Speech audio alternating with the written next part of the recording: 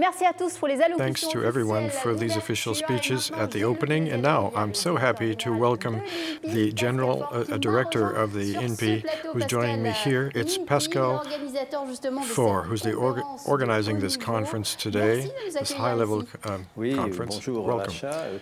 Thank you, Asha. The INPI took the initiative of organizing this meeting, this colloquium, because it's a big day for intellectual property. And if my eyes are telling me what's true, it seems very promising. But the INPI is not alone in the organization of the day's proceedings. We have a certain number of partners, without whom it would not have been possible to put this together. The European Patent Office, the Office of the European Intellectual Property, and from France, the Association of Specialists in Industrial Property in Industry, the National Company of Councils in Industrial Property, and as well the International Center for the Study of Intellectual Property in Strasbourg, without forgetting the direction of the economy. Pascal, this conference today is part of the French presidency in the European Union Council. It's an opportunity not to miss, right? Yes, indeed. The French presidency happens every 13 or 14 years. So it was important to seize this opportunity to talk about intellectual property, industrial property, and also because France is a nation of innovation.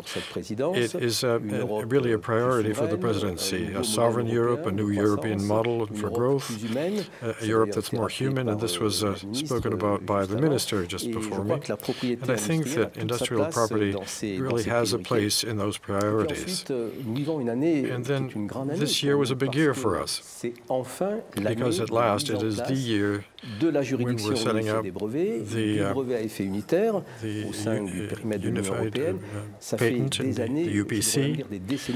And for the decades we've been working on it, we certainly couldn't miss it happening now.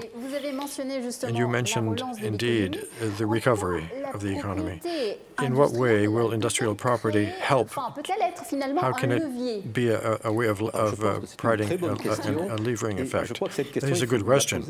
And you have to ask that question to everybody speaking here today, because they are the ones that are going to be providing their angles and their points of view to shed some light on it. Industrial property is something that is key for competitiveness of our companies at all times of their life, when they're innovating, when they're creating things, when they're trying to get some financing, when they're exporting, when they want to fight against counterfeiting. And intellectual property is as well useful for all companies, whether it be SMBs, startups, and also for crafts entrepreneurs. And we're going to have a conversation in one of the roundtables about that, not only for protection, but also for growth. Great. So we see that the European law governing these aspects is evolving. What impact could this have on the industrial property ecosystem on the international level? You're right. The law is changing, and international law is changing as well. I'd just like to remind you that in France, over the past few years, we had a big upgrade in international law thanks to the PACT law, which is the last economic law passed under this presidency. And it's we've reached the same level that we see elsewhere internationally. International law has changed. And that's what's going to happen by setting up the UPC.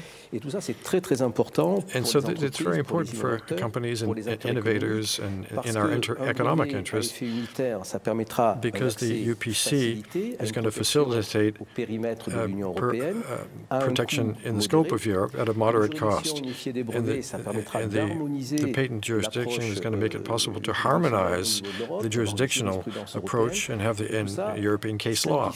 And this will simplify the access to intellectual property and to defend that property. It will make it possible to have a more sovereign Europe, and to be better able to defend our competitiveness and to promote our innovation. And I think that with respect to these questions, the roles of the regional offices of patents and the European Union of Property, Intellectual Property, will have an important role to play. La clé de voûte de notre système, qui est l'Office mondial de la propriété intellectuelle, l'OMPI, qui est à Genève, World Office, which is a part of the UN.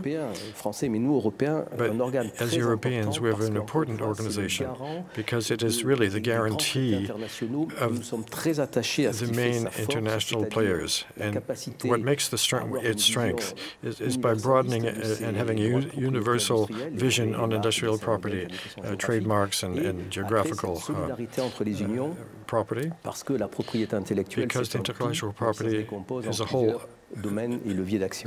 even if it is all involved in many areas. We're going through an exceptional period in many respects.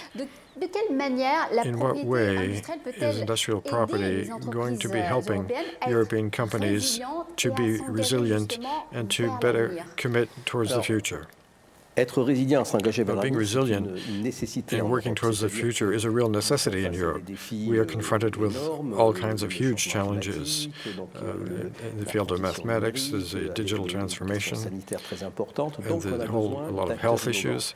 So we need to be innovative in new ways of transport, and new in the health sector as well. So there's research going on throughout Europe. There's a lot of industrial players and with good performance, and we need to develop and protect these activities. So big companies are very good at doing that because they have the tools to do it. They have the skills to do it. The real issue for Europe and for its development and its competitiveness is so that all players, including SMBs and startups, should be able to properly use industrial property as well. And for that to happen, we need to develop awareness and have the ability to accompany and to move along. And this is 95% of our companies to use these tools properly. And that's what we're doing in France. That's what's being done increasingly elsewhere. And we will see during the day's proceedings, the European Office of Intellectual Property are also developing tools, and we should be happy with that. And that's the way we're going to have companies that are innovative, resilient, and able to look towards the future. And it's very important because the economies today are all interconnected. And the economic issues are worldwide. They're throughout the planet. So on the European scale, we need the ability to promote our industrial fabric. And when you say that you're going to a worldwide market, what does that mean?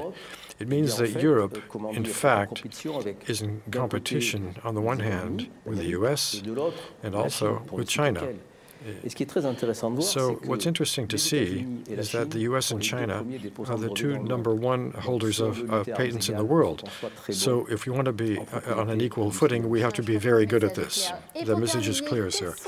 To finish, what are the priorities in the French presidency in terms of industrial property? There are two priorities in terms of the texts Europe-wide. We're doing this in consultation with all of the member states, which concern, first of all, the geographical indications, and secondly, the modernization of designs and models, those that are pushing templates and models. That needs to be modernized and upgraded to be better used.